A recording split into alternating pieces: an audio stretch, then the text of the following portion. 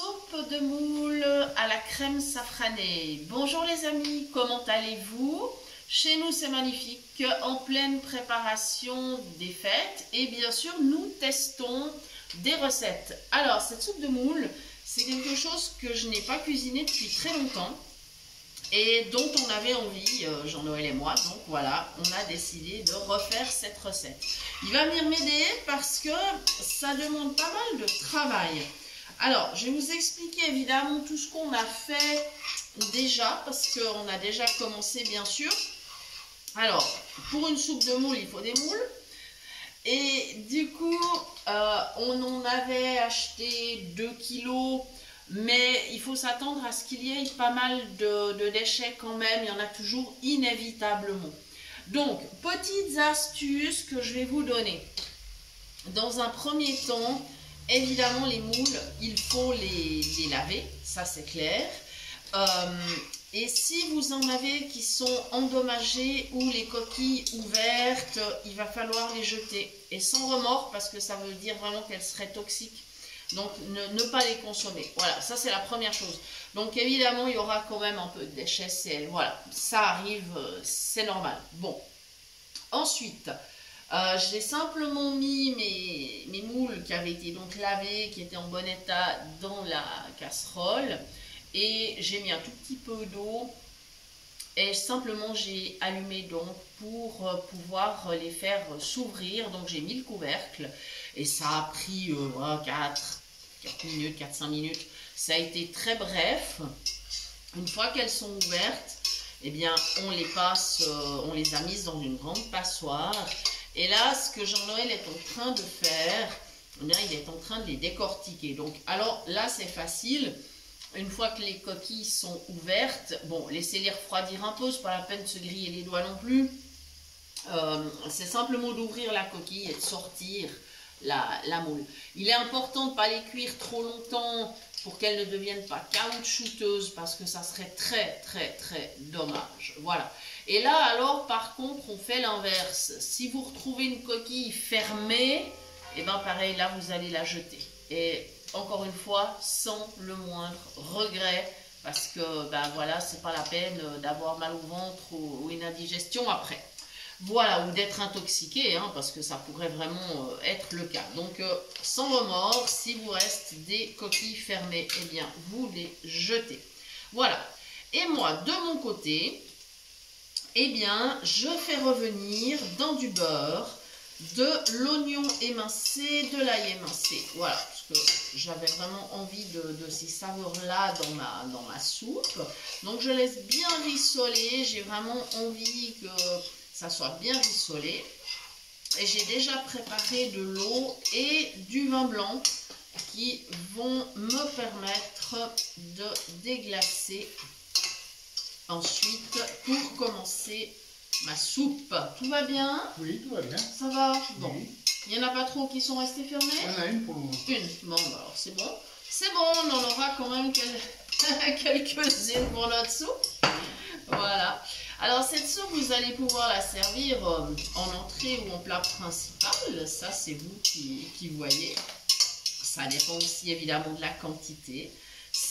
Voilà, c'est un peu festif parce qu'évidemment, on va mettre du safran qui est quand même une épice un petit peu chère. Alors même si on n'en met pas beaucoup, il n'y a pas besoin de mettre beaucoup hein, pour que ça donne le goût et la couleur. Mais l'air de rien, c'est quand même pas donné non plus. Alors, évidemment, eh bien, c'est un plat un petit peu de fête. Voilà. Bon, là, c'est pas mal, ça a bien rissolé. Donc, j'ai baissé mon feu. J'avais anticipé en préparant une tasse d'eau. Je vais la verser. Ça va faire un petit peu de bruit, mais ça n'est pas grave. Ah, même pas. Ça va encore. Excuse-moi, je vais juste venir. Je te dérange pas? Ça me dit? Ah, on est une bonne équipe, hein. Il est gentil, le grand chef. Voilà. Allez, hop, une deuxième. Voilà, même une troisième parce qu'il faudra bien ça. Et voilà. Ça y est, on va pas exagérer, hein. On va laisser mijoter l'ail et l'oignon. Je vais ajouter déjà un petit peu de vin blanc, pas trop parce que sinon le goût va s'estomper. Alors il faut savoir que l'alcool s'évapore à la cuisson. Hein. Voilà, il ne faut pas exagérer avec le vin blanc.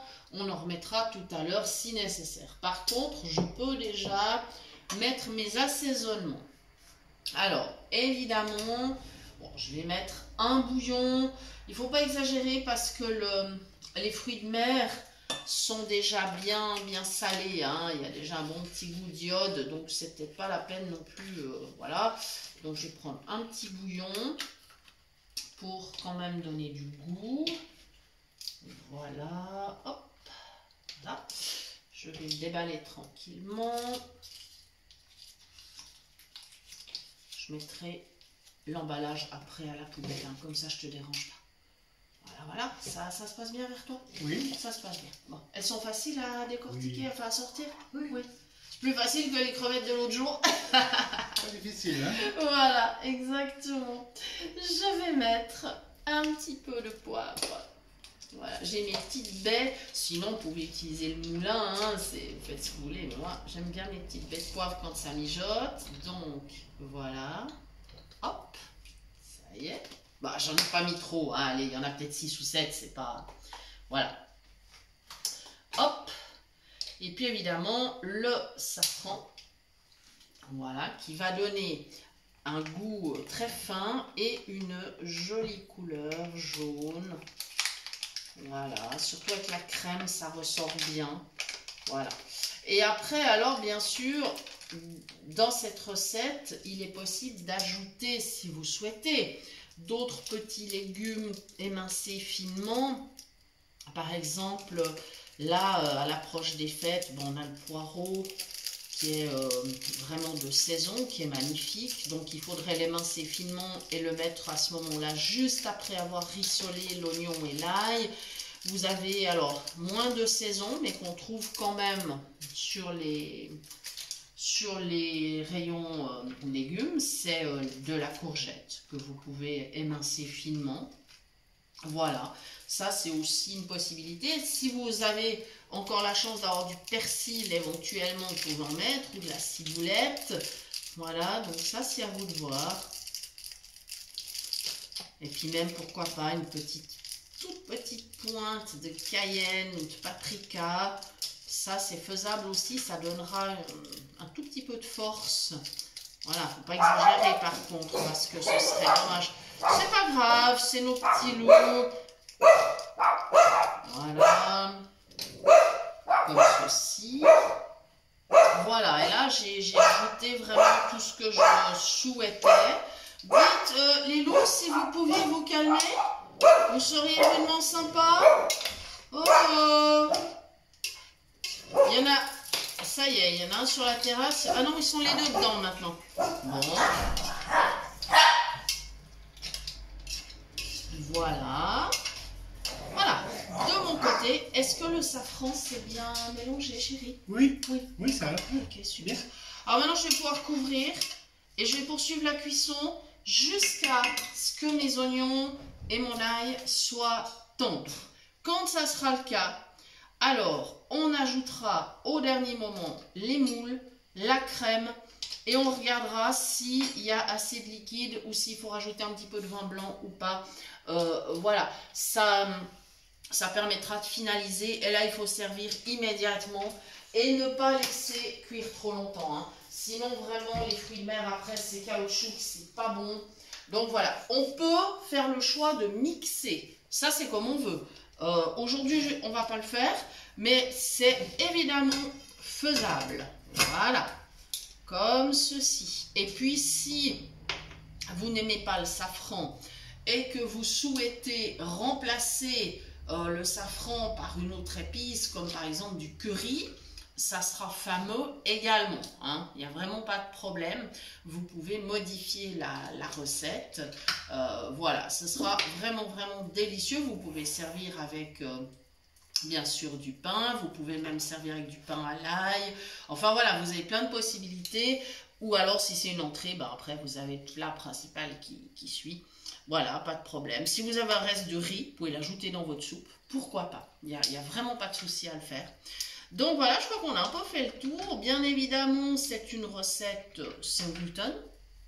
Par contre, elle contient du lactose à cause du beurre et de la crème.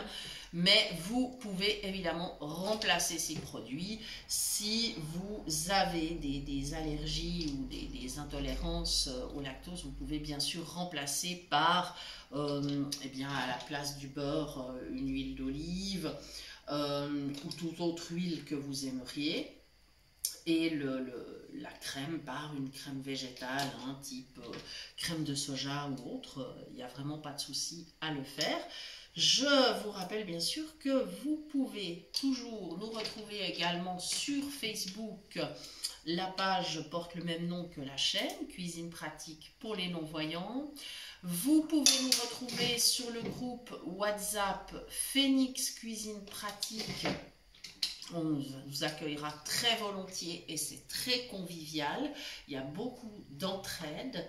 Voilà. Et même si vous êtes débutant, hein, n'ayez aucun complexe. Justement, si vous êtes débutant, eh ben, j'espère que le groupe vous sera utile. On s'entraide beaucoup les uns et les autres. Et voilà, vous pouvez encore nous écrire à notre adresse email cuisinepratique@mail.ch. Nous essayerons de vous répondre dans un délai raisonnable, mais en ce moment, c'est vrai qu'on a été un petit peu surbooké. Et l'adresse mail, ben, excusez-nous, mais elle est restée un petit peu en plan. Donc, ne nous en veuillez pas, on ira la consulter très bientôt. Voilà les amis, merci. Merci de nous avoir suivis. Et à bientôt pour de nouvelles idées cuisine. Voilà, je crois que tu peux aller arrêter la vidéo.